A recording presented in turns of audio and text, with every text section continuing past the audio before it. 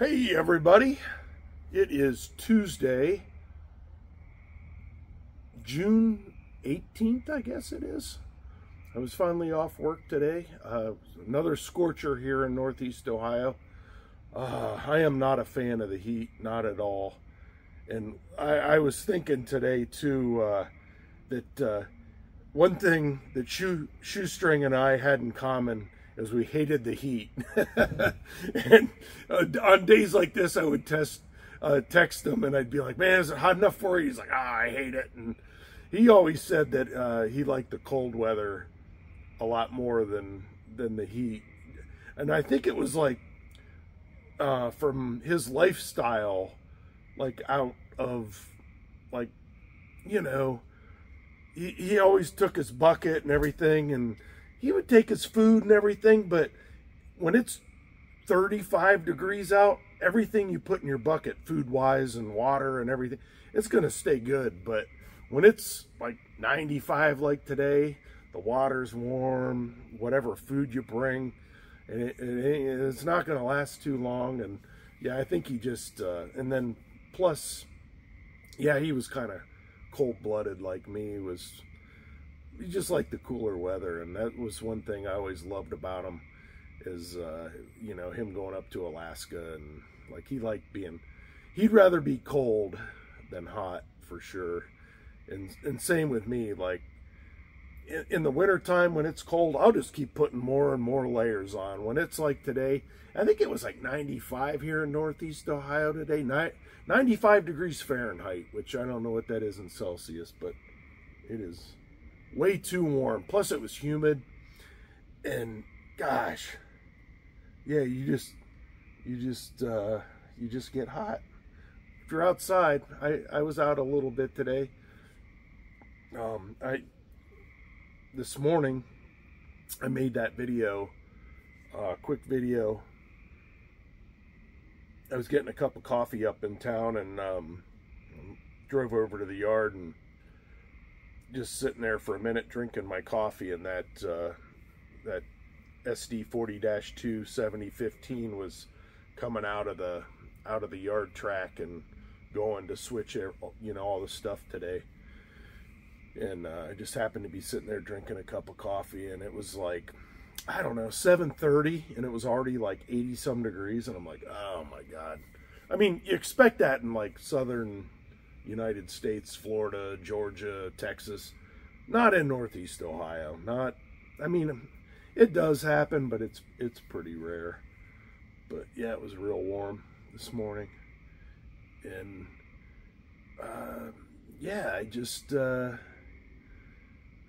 wanted to share that little bit of information that Shoestring hated hot weather. and I do too, because we always shared that. Like on days like today when he was around, I'd text him and be like, "Dude, I freaking hate this weather." He's like, "Ah," because he was down in Tennessee, and it was always like, I don't know, if it was, oh, there's the train going through town. When it was, you know, 90 here, it was 93 where he was at, and and he's like, "Oh yeah." Can you guys hear that? I think as the crow flies, the Medina yard is about, is the crow flies? Probably 3 miles from here, but if I'm driving it, it's about 5. But straight as an arrow right over to where that's at right now is about 3 miles.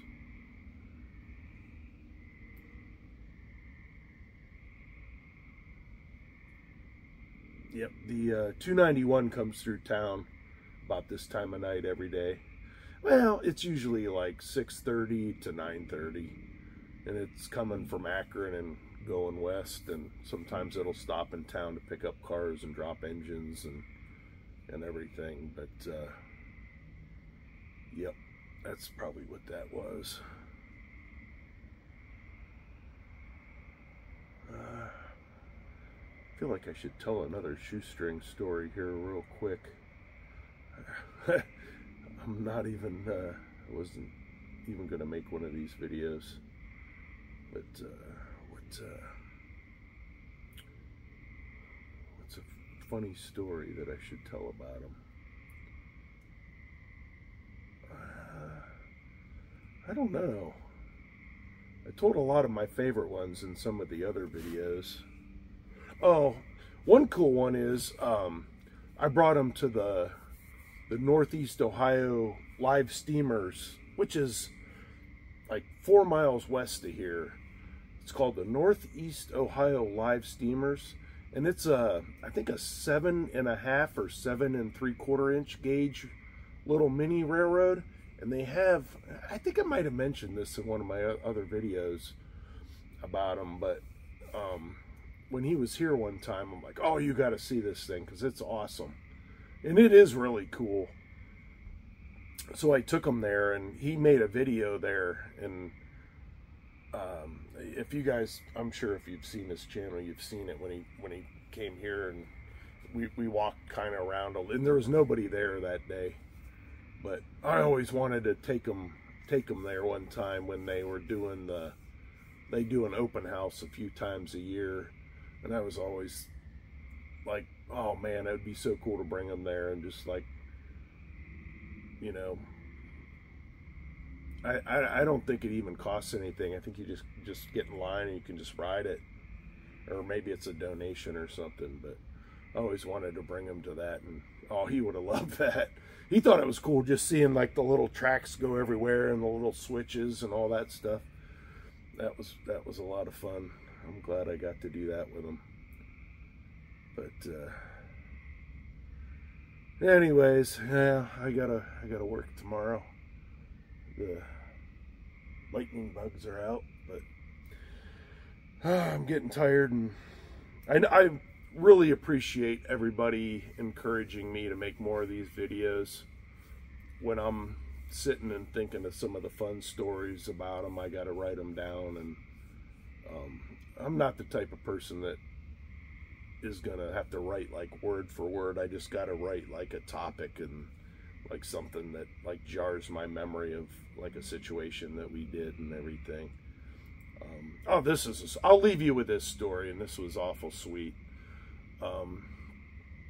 One time he was here and he stayed, and I think in his video, it was one of the time, it wasn't the last time, I think it was the second time he came here. He wasn't feeling good, and I'm trying to remember how he even, yeah, he rode up here, but he didn't want to ride all the way home, so he wanted to just fly out of Cleveland back to Johnson City, and he got like a flight for like $100, and he's like, he's like, I feel bad, like, you know, flying home and not riding home. And I'm like, dude, and he didn't feel good. This wasn't the last time, but 2 times ago when he was here, and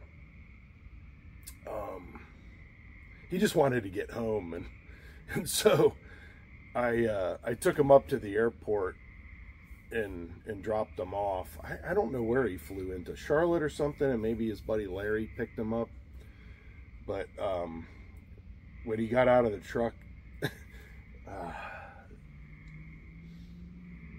this is tough to even say, but he started tearing up, and he was like, he started not crying, but he had tears in his eyes, and he's like, I'm gonna miss you, buddy.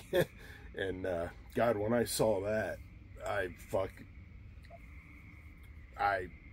trying to keep this kid friendly. I started tearing up, and I gave him a big hug, and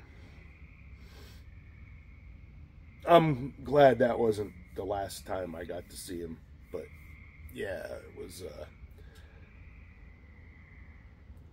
and I think he said something like I've never had a friend like you, or something like that. And he had big crocodile tears in his eyes, and I was like, oh my God. Yeah, that's a real story. So I dropped him off at Cleveland Hopkins, and he ended up flying home, and I think his either Larry picked him up, or maybe he took like an Uber back from somewhere, or maybe a Greyhound. He did do that once in a while. I know.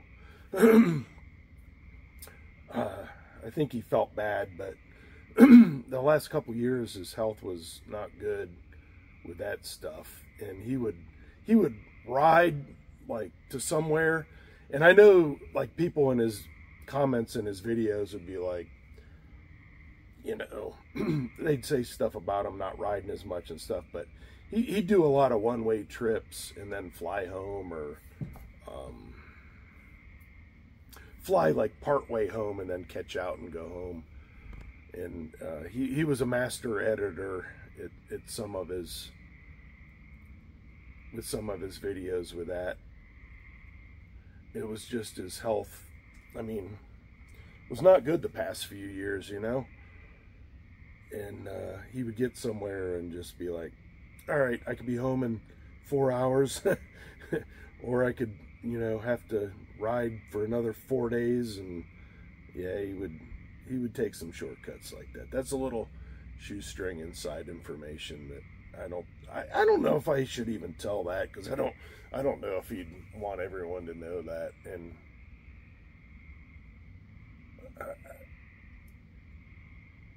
yeah,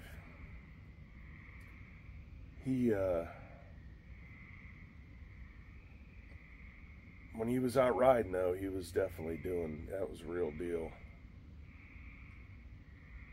But yeah, his health was not good the last few years, and I think sometimes he would shortcut home, and I can't blame him.